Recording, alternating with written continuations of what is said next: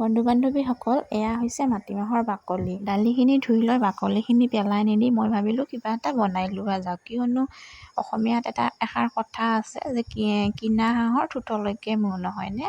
মই ভাবিলোঁ বাকলিখিনিৰে বৰা বনাই লওঁ। বৰা বনাবলৈ এয়া দেখিছেনে, বাকলিখিনি ভালদৰে ধুই মেলি লৈ মই ইয়াত আদা, নহৰু, পিঁয়াজ এনেদৰে সকলোখিনি দি মিক্সিত ভালদৰে গ্ৰাইণ্ড কৰি ল'লোঁ। তাৰপিছত এইখিনি ভালদৰে ওলাই লৈ ইয়াত মই দিছোঁ বেচন, নিমখ বাৰু আগতেই দিলোঁ মই, সেইকাৰণে নিমখ এতিয়া দিয়া নাই। কেঁচা পিঁয়াজ অলপ কাটি দিছোঁ। ইয়াতে আপোনালোকে জ্বলা দিব পাৰে, মই বাৰু জ্বলা দিয়া নাই কিয়নো ছোৱালীয়ে খাব, সেইকাৰণে এতিয়া এইখিনি মই মিক্স কৰি লওঁ। মিক্স কৰি লৈ উঠি ইয়াক ধুনীয়াকৈ তেলত ভাজি লৈ ৰেডি হৈ যাব মোৰ এই মাটিমাহৰ বাকলিৰ বৰা।